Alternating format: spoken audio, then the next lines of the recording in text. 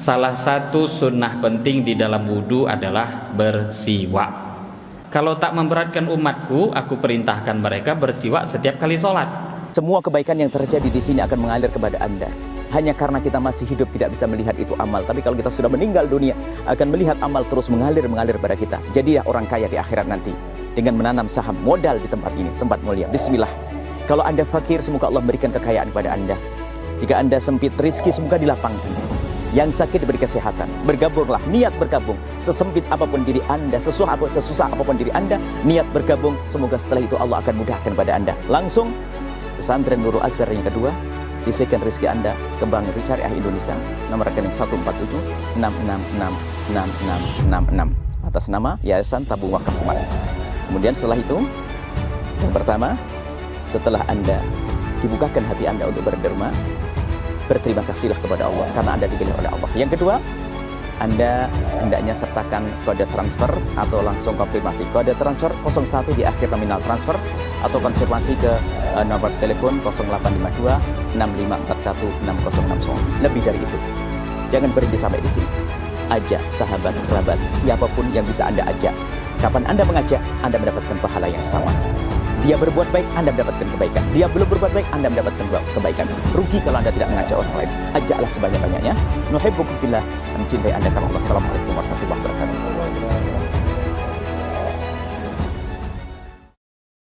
Warahmatullahi wabarakatuh. Innal hamdalillah, alhamdulillahil fattahil alim alladzi khalaqal insana fi ahsani taqwim. Wa asyhadu an la ilaha illallahul wahidul hakim. Wa asyhadu anna sayyidana wa maulana Muhammadan abduhu wa rasuluhur raufur rahim. Allahumma salli wa sallim ala sayyidina Muhammadinil karim al-munzali alaihi wa innaka la'ala khuluqin azim wa ala alihi wa ashabihi alladhina atau rabbahum biqalbin salim amma ba'du. Qala Allah subhanahu wa ta'ala fi kitabihil karim ba'da a'udzu billahi minasy syaithanir rajim. Qul in kuntum tuhibbunallaha fattabi'uni yuhibbukumullah wa yaghfir lakum dzunubakum wallahu ghafurur rahim. Wa qala an-nabiyyu sallallahu alaihi wasallam kullu ummati yadkhulunal jannata illa man aba. Qila wa man aba ya Rasulullah? Qala man ata'ani dakhalal jannah wa man 'asani faqad aba. Atau kama qala Rasulullah sallallahu alaihi wasallam. Alhamdulillah, hadirin wal hadirat, Bapak Ibu jemaah salat maghrib yang dimuliakan Allah. Syukur kembali pada Allah dengan mengucapkan alhamdulillahirabbil alamin. Berselawat pada Nabi sallallahu alaihi wasallam dengan mengucapkan Allahumma sholli ala sayyidina Muhammad wa ala ali sayyidina Muhammad. Yang saya hormati Ketua Pengurus Masjid Mutmainnah, yang saya hormati para alim ulama, tokoh masyarakat, cerdik pandai, imam masjid, hadirin wal hadirat, bapak-bapak, ibu-ibu yang tak dapat disebutkan namanya satu persatu, insyaallah kita yang hadir di majelis ini semua mendapat rahmat daripada Allah Subhanahu wa taala. Amin ya rabbal alamin.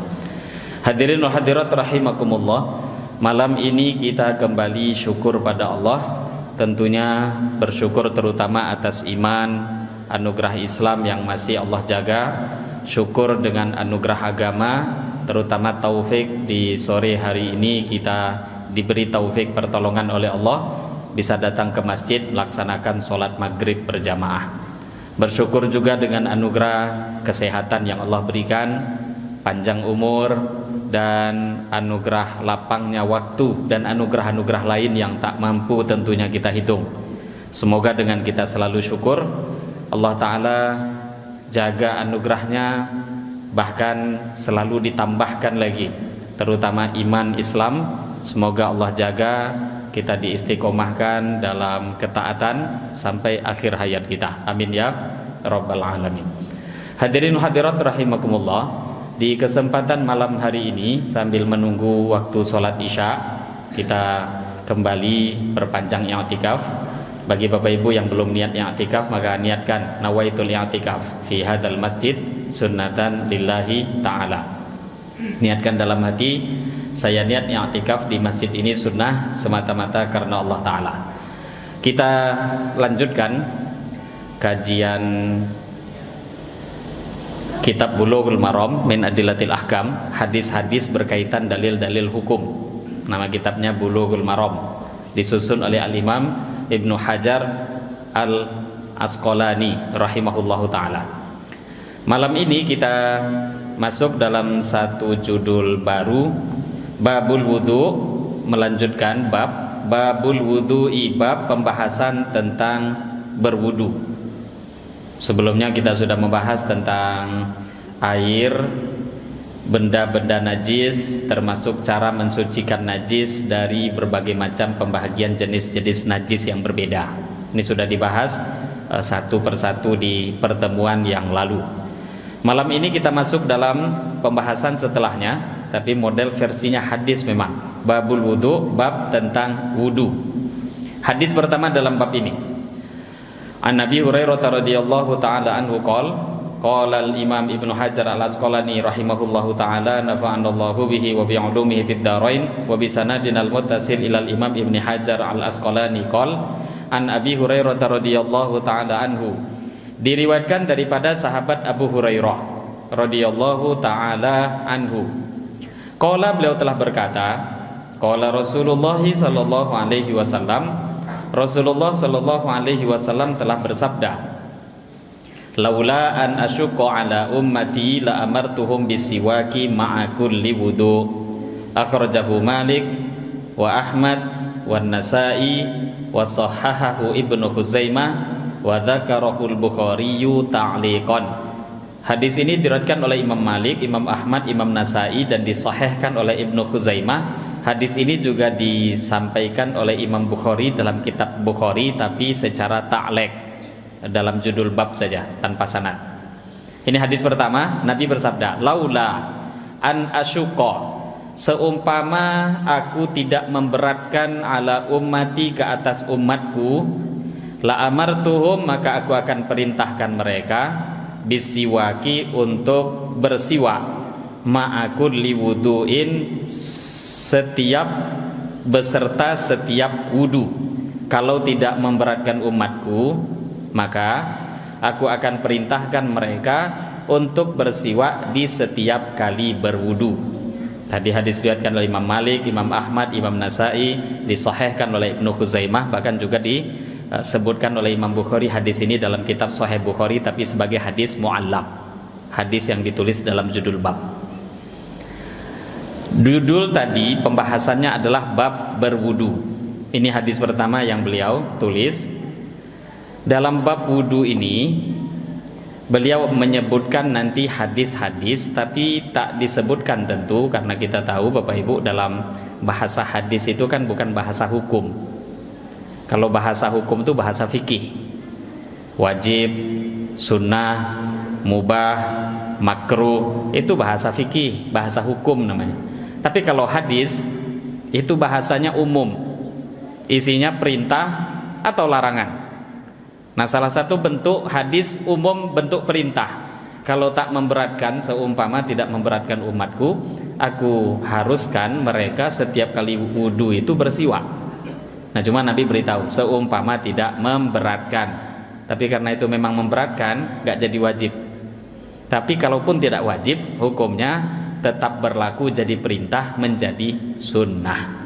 Nah, ini satu hadis pertama menyampaikan di sini kepada kita semua, salah satu sunnah penting di dalam wudu adalah bersiwak. Nah, ini pun kita lihat amal ini Bapak Ibu hampir hilang, sunnah ini hampir ditinggalkan oleh mayoritas kita umat Islam. Jadi kalau sudah wudu itu siwak tuh udah nggak ada lagi. Nah, di sini juga memang dalam pembahasan bersiwak secara hukum fikih, apapun benda-benda yang bisa membersihkan gigi itu bisa dikategorikan siwak secara hukum fikih. Jadi memang agak luas kalau membahasnya fikih. Kalaupun pakai kain yang agak kesat, kain itu digosokkan ke gigi, bisa nggak dapat fadilah bersiwak? Bisa, tapi itu bukan level tertinggi. Kalau misalkan menggunakan dari ranting-ranting kayu yang ada serabutnya, bisa nggak kalau dikatakan itu bersiwak? Bisa. Termasuk zaman sekarang, sikat gigi yang ada itu kalau dimasukkan dikategorikan siwak, apakah bisa? Bisa. Hanya saja siwak itu punya level-levelnya. Level tertinggi, pahala paling besar, yang paling mendekati sunnah tentu siwak yang paling terbaik itu siwak dari kayu arok. Nah itu siwak yang sering kita kalau di toko-toko haji umroh itu ada jual. Nah menggunakan siwak itu pahala tertinggi, itu yang paling afdol. Dan di situ juga bisa kita lihat kalau dengan selain siwak kayu arok atau yang mirip dengan itu, bisa jadi menggunakan ranting pohon zaitun atau lain sebagainya, kita bisa melihat perbedaannya dengan sikat gigi, Bapak Ibu.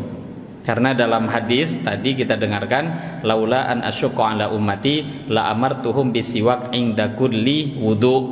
Sebenarnya dalam riwayat lain itu ada berbunyi inda kulli shalah, akan aku perintahkan bersiwak setiap kali sholat. Hadis tadi kan setiap kali wudu, karena memang pembahasannya wudu. Nanti ada hadis lain dalam bab sholat, kalau tak memberatkan umatku, aku perintahkan mereka bersiwak setiap kali sholat. Nah sahabat itu yang meriwayatkan hadis, diantaranya yang menjadi rawi hadis menerangkan sunnahnya bersiwak dalam sholat, sebelum takbiratul ihram, itu sahabat tadi meletakkan siwak itu di telinganya seperti meletakkan pulpen di telinga. Jadi di telinga diletakkan, baru kemudian takbir. Nah, jadi sunnahnya siwak pertama memang ketika hendak berwudu, itu yang pertama. Dan di antara sunnahnya siwak ketika hendak takbiratul ihram. Nah kalau kita katakan tadi sikat gigi betul-betul bisa menggantikan siwak, ya bisa menggantikan hanya dalam beberapa keadaan, tapi tidak bisa menggantikan dalam semua kondisi. Termasuk contoh, kalau mau takbiratul ihram, gimana mau pakai sikat gigi? Nggak bisa. Jadi mau nggak mau memang itu menggunakan siwak kayu arok. Kalau sikat gigi kapan kumur-kumurnya? Kita tahu Bapak Ibu, oh itu kan bisa aja sikat gigi nggak pakai odol. Siapa yang tahan sikat gigi nggak pakai odol? Baunya luar biasa itu. Berbeda dengan siwak tanpa odol, memang sudah dibuat oleh Allah kayu arok, siwak, kayu siwak itu menghilangkan semua bau, menetralkan. Itu luar biasanya sunnah. Jadi sikat gigi bisa menggantikan posisi siwak dalam beberapa keadaan, tapi tidak semua. Maka memang kayu arok itu posisi siwak yang paling utama. Nah siwak ini ada beberapa hukum siwak. Jadi kalau fikih, kita lagi ngaji fikih, kalau ditanya apa hukumnya perkara ini, nah kalau ditanya hukum itu jawabannya bisa jadi wajib, jawabannya bisa sunnah, bisa jadi mubah, bisa jadi makruh, bisa jadi haram. Nanti ada tambahan yang lain, misalkan khilaful aula. Jadi hukum itu kalau ditanya itu jawabannya paling tidak kembali salah satu kepada 5, wajib, sunnah, mubah, makruh, haram. Nah orang zaman sekarang kalau ditanya apa hukumnya ini, bid'ah ya. Bid'ah itu bukan hukum, itu orang nggak paham ngaji. Bid'ah itu bukan hukum, bid'ah itu belum ada hukumnya. Bid'ah itu apa? Bid'ah itu perkara baru yang tidak ada di zaman Nabi. Kalau belum ada di zaman Nabi, ingin tahu hukumnya, dicari dulu dalilnya. Maka ditengok perkara bid'ah, perkara baru ini arahnya kemana. Sehingga ketika diteliti, bid'ah itu juga hukumnya kembali menjadi 5. Bisa jadi makruh, bisa jadi haram, bisa jadi mubah, bisa jadi wajib, bisa jadi sunnah. Makanya bid'ah itu bisa jadi baik, bisa jadi buruk. Karena dia nggak ada di zaman Nabi. Mau ditengok hukum, perlu dilihat dalil-dalil yang mengarah ke arah itu. Bersiwak. Siwak itu apa hukumnya? Siwak ini ya, di dalam fikih itu ada hukum asli, ada hukum cabang. Bersiwak itu hukum aslinya sunnah. Hukum aslinya sunnah. Tapi secara detail, siwak itu juga tadi bisa mengarah hukumnya menjadi 5 bahagian. Yang pertama, bersiwak itu bisa jadi hukumnya wajib.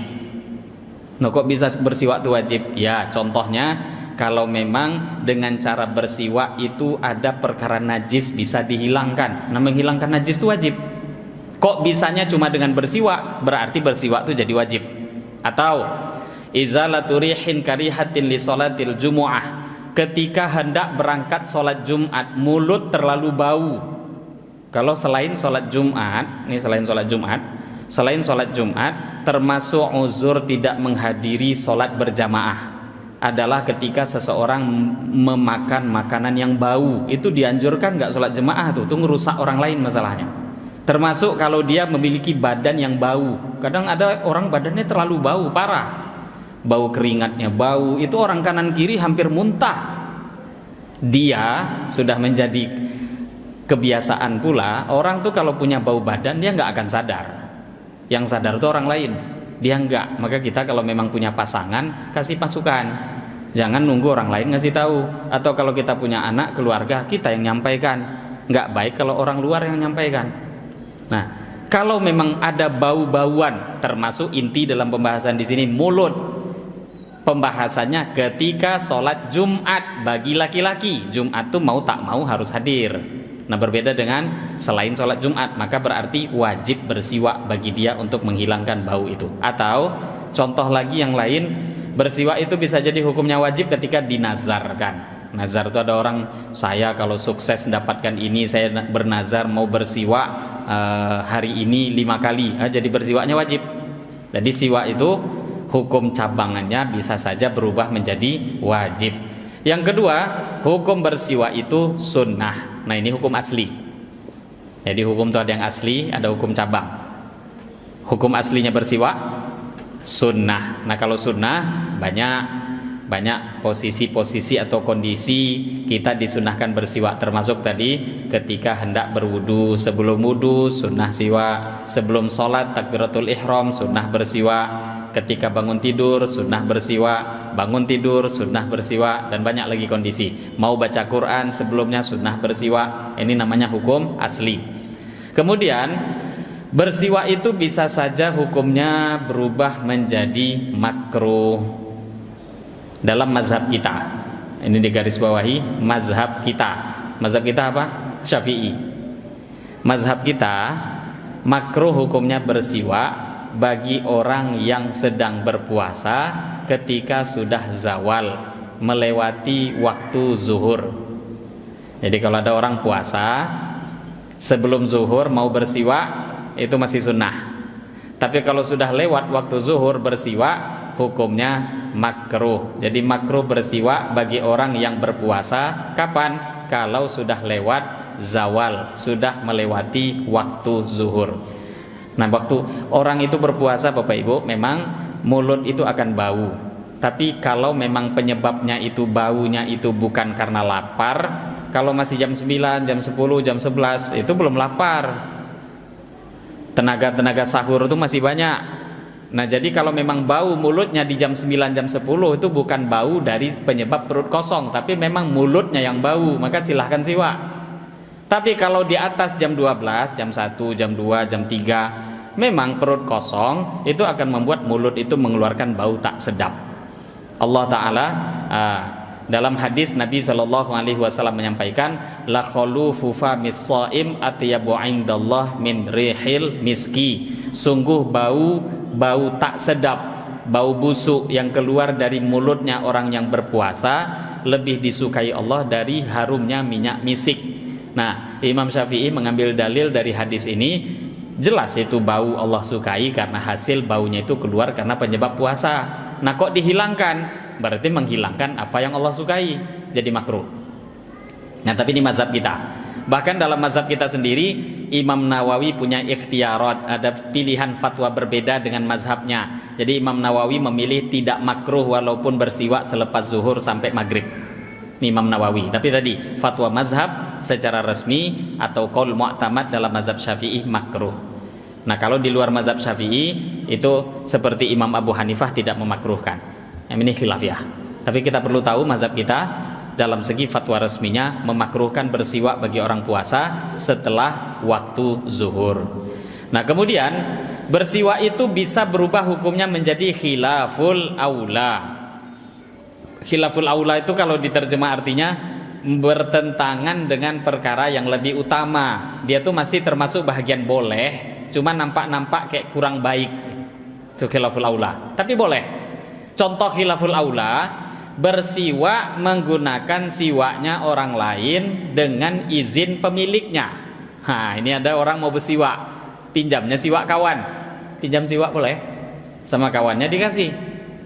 Apa hukumnya bersiwak pakai siwaknya orang lain? Boleh, tapi khilaful aula, macam kurang nyaman. Iyalah, siwak kita dipakai orang tuh kan enggak semacam dibilang enggak boleh, enggak juga. Ya boleh aja, tapi kurang khilaful aula, itulah bahasanya. Sama dengan sikat gigi kita atau sikat gigi orang kita pinjam. Itu kalau bahasa fikihnya khilaful aula, bertentangan dengan yang lebih utama. Bersiwak bisa jadi hukumnya haram. Ini hukum cabangnya lagi. Kok bisa bersiwak haram? Kalau seseorang bersiwak menggunakan siwaknya orang lain tanpa izin, gosop, nyuri. Ada siwak nampak tidak tahu punya siapa, diambilnya aja, dipakai bersiwak, haram. Oh, jadi bersiwak itu bukan cuma sunnahnya, sunnah hukum asli, tapi terkadangan bersiwak bisa berubah hukum jadi wajib, bisa berubah hukum menjadi khilaful aula, bisa berubah hukum menjadi makruh, bahkan tadi bersiwak itu bisa berubah hukum menjadi haram. Nah, siwak ini betul-betul luar biasa, amal yang semestinya kita hendaknya sebaiknya memulai, karena kalau tidak banyak anugerah fadilah yang kita hilangkan. Nah, diantaranya Nabi Shallallahu Alaihi Wasallam bersabda, as-siwaku matharatun lil fam, mardatun lirrab, wa majlatun lil basar. Siwak itu membersihkan mulut, membuat Allah ridho, dan akan membuat pandangan itu lebih terang. Ini hadis Nabi ini. Kemudian Nabi Shallallahu Alaihi Wasallam juga bersabda dalam satu hadis, rakaatani bisiwakin khairun min sab'ina rakaatan bi ghairi siwak. 2 rakaat yang dikerjakan dengan bersiwak lebih baik daripada 70 rakaat tanpa siwak. Coba Bapak Ibu, berapa banyak ruginya kita kalah dengan kawan-kawan yang bersiwak. 2 rakaat bersiwak lebih baik. Bahasa hadisnya bukan sama ya. Kalau sama itu berarti gampang perbandingannya. 2 rakaat siwak sama dengan 70 rakaat, berarti mengkalikannya gampang. Tapi kalau lebih baik, lebihnya berapa? Itu di sini minimal. Kalau 2 rakaat orang yang bersiwak, Allah kasih pahala minimal tuh 70 rakaatnya orang tanpa siwak, itu minimal. Kalau Allah kasih lebih, terserah, namanya juga bahasanya lebih. Bisa saja 100 rakaat, bisa saja 2000 rakaat, namanya lebih. Allah itu kalau sudah Allahu Akbar, Allah itu maha besar. Kalau sudah memberi pahala maha besar, mengazab juga maha besar. Kalau sudah memberi itu tidak terbayangkan. Minimalnya 70. Nah, ini hadis diriwayatkan oleh Abu Nuaim dalam kitab Hilyah dengan sanad hasan, dan juga diriwayatkan oleh Imam Ad-Daruqutni wa rijaluhu mautsukun, rawi-rawinya semuanya thiqah. Nah, di antaranya lagi ada hadis fadlus sholati bisiwak ala sholati bi ghairi siwak sab'ina di'fan. Kalau tadi memang ada bahasanya 2 rakaat. Nah, sekarang keutamaan sholat dengan bersiwak dengan sholat yang tidak menggunakan siwak, perbedaannya itu 70 kali lipat. Nah, ini kan berarti betul-betul kalau kita tak bersiwak, memanglah siwak itu kalau ditanya apa hukumnya, wajibkah? Enggak. Tapi ternyata dengan meninggalkan sunnah kita banyak ketinggalan dibanding orang-orang yang betul-betul mengamalkan sunnah. Jadi faedah siwak banyak. Itu tadi diantara hadis. Nah, kalau dilihat secara detail, itu ada sebagian ulama menulis fadilah-fadilah siwak, itu mereka urutkan sampai nggak kurang 70. Banyak. Nah, diantaranya lebih membuat orang tuh fasih berbicara. Bersiwak itu akan menajamkan akal, akan menajamkan hafalan. Ada anak mungkin susah hafal hilang-hilang, suruh bersiwak. Di antaranya bersiwak itu akan melipat gandakan pahala. Bersiwak akan melambatkan uban tumbuh. Wa yutayyibu raihatul fam, membuat wangi tentunya mulut kita. Wa yashuddu thullah wa yusaffil khilqah wa yurdir rabb, membuat Allah ridha, akan memutihkan gigi. Wa yudhibu suda, menghilangkan sakit kepala. Di antara fadilah-fadilahnya siwak. Dan yang paling besar wa a'dhamuha annahu yudzakiru syahada indal maut. keutamaan siwak paling besar itu akan membuat orang itu mudah mengucapkan kalimat syahadat nanti ketika hendak meninggal dunia. Itu yang paling besar. Jadi anugerah kalau ada orang bisa mengucapkan la ilaha illallah sebelum wafat. Nah, salah satu caranya sering-sering bersiwak. Nah, siwak ini betul-betul amal yang tadi dianjurkan ketika kita hendak mau berwudu. Ini kalau dalam pembahasan fikih, siwak itu bahkan dibuatkan satu judul tersendiri.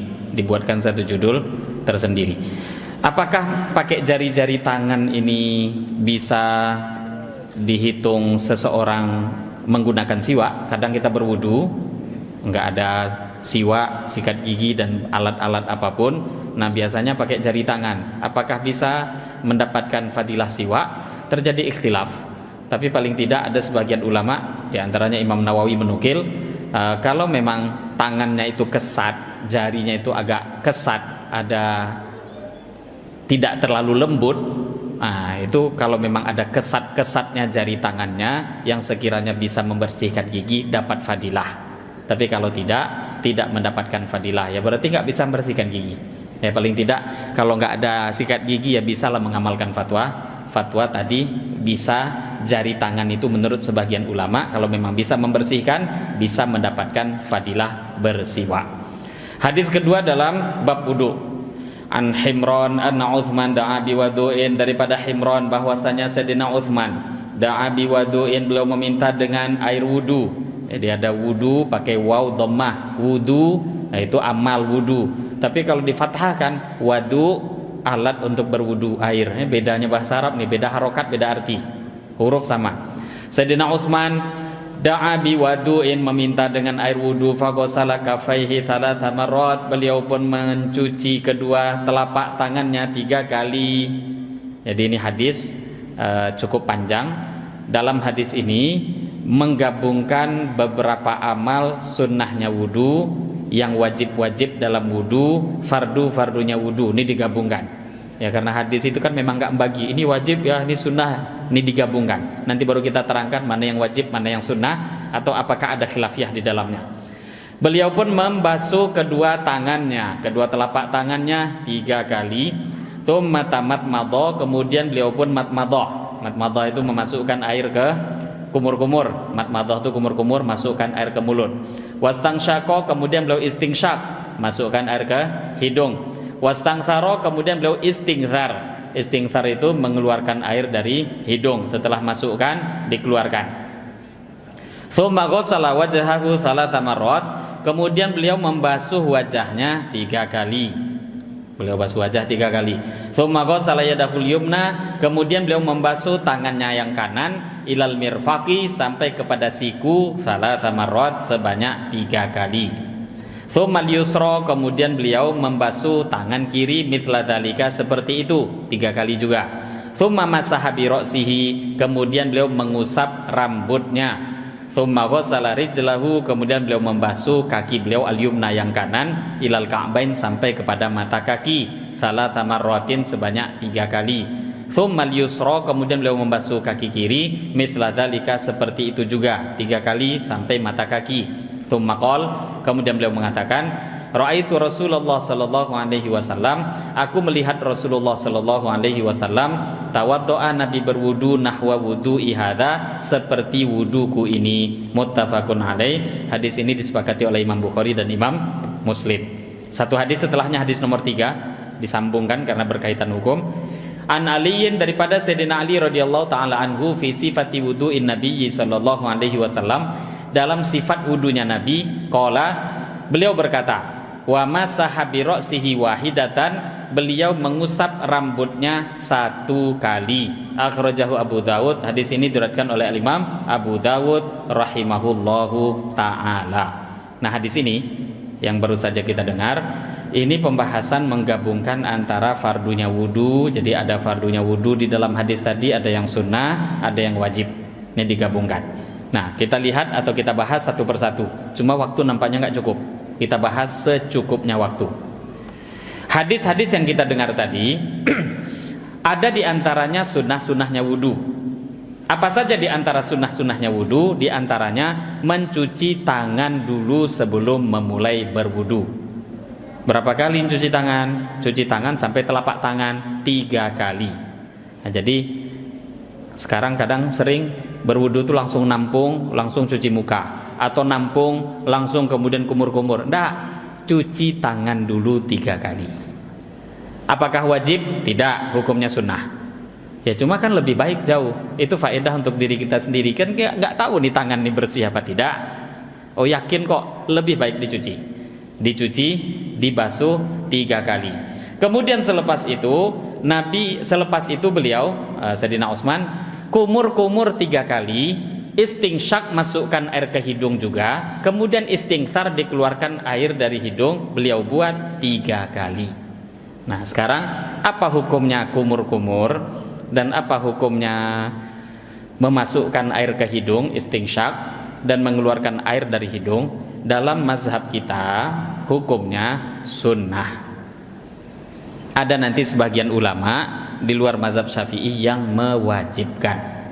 Nah karena wajib menurut sebagian ulama, al-khuruj minal khilaf mustahab, cari amannya kerjakan, jangan ditinggalkan. Tapi secara hukumnya kita harus tahu dalam mazhab kita hukumnya sunnah. Nah kok bisa dimasukkan kategori sunnah? Ya ada ayat dalam Quran yang menerangkan tentang ayat wudu.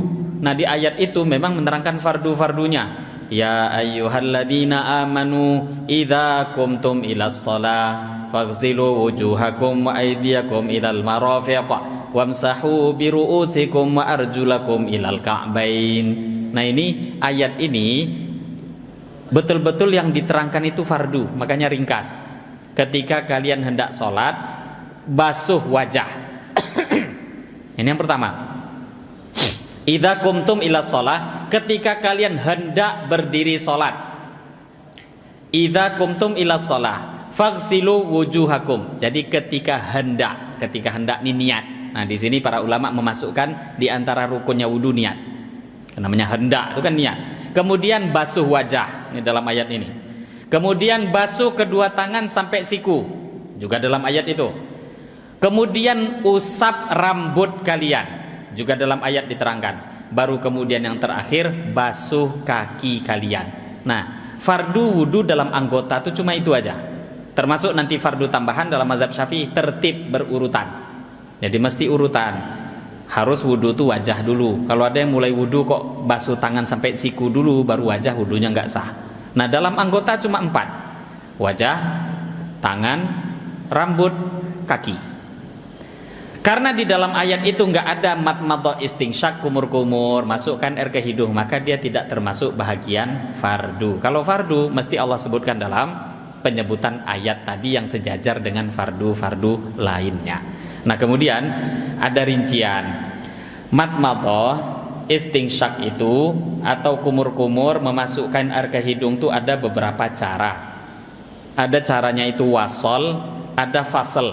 Wasol itu digabungkan, disambungkan antara madmadah dengan istinsyak. Jadi saya pakai istilah ya. Madmadah itu kumur-kumur, istinsyak masukkan air ke hidung. Madmadah istinsyak itu bisa diwasolkan. Kalau dalam pembahasan tajwid diwasolkan, digabungkan. Bisa saja difasal, dipisah. Kedua-duanya dibuat mengamalkan sunnah. Nah kalau cara wasol digabungkan, ayat jema'a bainal madmadah wal istinsyak bi ghurfatin wahidah walahu thalathu kaifiyat. Jadi mewasolkan itu menggabungkan antara madmadah dengan istinsyak dengan pengambilan air yang sama. Nah ini ada 3 cara. Salah satu dari 3 ini dibuat sudah dihitung dapat sunnah. Cuma ada tingkatan afdol. Yang pertama caranya ayat madmadah wa yastansyak bi thalathi ghurfat, yaitu madmadah dengan istinsyak mengambil 3 kali air.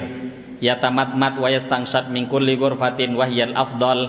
Jadi bisa caranya kalau wasal 3 kali ngambil air, tampung air sekali. Jadi 3 kali ngambil ya, tampung sekali. Dari sekali nampung ini gunakan untuk madmadah, juga gunakan untuk istinsyak. Masuk kumur-kumur, selepas itu nanti dibuang. Air ini jangan dihabiskan sekali, langsung nanti dipakai juga untuk istinsyak. Tampung air kedua pakai juga untuk madmadah, istinsyak. Ambil tampung air ketiga, madmadah, istinsyak. Ini cara yang paling afdol. Cara pertama. Cara yang kedua, ayyatamatmat wa yastansyak bi ghurfatin wahidah. Yatamatmat wa yastansyak minha, thumma yatamatmat wa yastansyak, thumma yatamatmat wa yastansyak. Cara kedua lebih hemat. Ngambil atau nampung airnya betul-betul cuma 1 kali. Kalau tadi kan 3 kali. Sekarang cuma nampung sekali. Tampung air, maka matmadah istinsyak. Matmadah lagi istinsyak dari air ini. Matmadah lagi istinsyak yang kedua, matmadah istinsyak yang 3. Nah, itu namanya hemat. Berarti kan kumur-kumur ngambil airnya sedikit, masukkan istinsyak air ke hidung juga sedikit. Setelah dikeluarkan ini masih ada ini. Jadi sekali ngambil langsung dipakai 3 kali. Ini cara yang kedua. Tapi cara yang pertama tadi yang afdal. Cara yang ketiga, ayyatamatmat wa yastansyak bi ghurfatin wahidah. Yatamatmat minha thalathan mutawaliyat, thumma yastansyak minha thalathan mutawaliyat. Cara yang dihitung wasal, nyambung yang ketiga, juga nampung air 1 kali. Cuma urutannya kumur-kumur dia 3 kali berurutan. Kumur-kumur buang, kumur-kumur dibuang, kumur-kumur yang ketiga dibuang. Baru istinsyak, istinsyak, istinsyak. Nah ini cara ini pun dihitung wasal. Menggabungkan antara kumur-kumur dengan istinsyak. Nah cara fasal. Kalau fasal itu memisah. Allah yajma' bainal matmadah wal istinsyak bi ghurfatin wahidah. Ya dipisah antara kumur-kumur dengan istinsyak, airnya dipisah. Ini juga ada 3 cara. Yaitu ayyatamatmat wa yastansyak bi ghurfatain. Yatamatmat minal ula thalathan thumma yastansyak minas tsaniyah thalathan. Jadi cara yang pertama fasal. Fasal itu kumur-kumur dan memasukkan air ke hidung atau istinsyak dengan 2 kali mengambil air. Tampung air dulu pertama, setelah ditampung maka dia matmadah kumur-kumur 3 kali. Nampung sekali, tapi dari tampungan sekali ini langsung digunakan kumur-kumur 3 kali. Kumur-kumur buang, kumur-kumur dibuang, kumur-kumur dibuang. Nampung air yang kedua, baru untuk istinsyak 3 kali. Ngambil air 2 kali, tapi dipisah. Matmadah duluan 3 kali, tampung lagi, istinsyak kemudian 3 kali. Ini namanya fasal, dipisah. Cara fasal memisah yang kedua, ayyatamatmat wa yastansyak bi thitti ghurfat, yaitu kumur-kumur dan istinsyak masukkan air ke hidung dengan 6 kali ngambil air. Yatamatmat bil ula wa yastansyak bi tsaniyah, thumma yatamatmat bi tsaniyah wa hakadha. 6 kali ngambil air. Tampung air pertama kumur-kumur. Tampung air kedua istinsyak. Tampung air ketiga kumur-kumur. Tampung air keempat istinsyak. Tampung air kelima kumur-kumur. Tampung air keenam istinsyak. 6 kali ngambil. Ini mungkin di antara kita banyak yang pakai cara ini. Ada cara fasal yang keenam, ayyatamatmat wa yastansyak bi sitti ghurfat. Kumur-kumur dengan matmadah dan istinsyak juga 6 kali nampung air. Yaitu dia buat nampung air pertama kumur-kumur, nampung air kedua kumur-kumur, nampung air ketiga kumur-kumur, yang keempat ditampung baru istinsyak, yang kelima ditampung lagi istinsyak, yang keenam lagi istinsyak. Cara ini paling bersih, tapi cara paling lemah dari keenam yang kita sebutkan semua. Nah cuma yang paling lemah cara ini malah ini yang paling banyak kita buat. Nah, tapi kalau ditanya dapat fadilah enggak kumur-kumur? Dapat. Mana-mana pun cara yang keenam tadi kita buat itu sudah mendapatkan fadilah mengamalkan matmadah dan istinsyak. Tapi mana yang paling utama? Yang paling utama tadi wasal, menggabungkan antara matmadah dengan istinsyak dengan cara yang pertama tadi, yaitu kumur-kumur dan istinsyak dengan 3 kali mengambil air.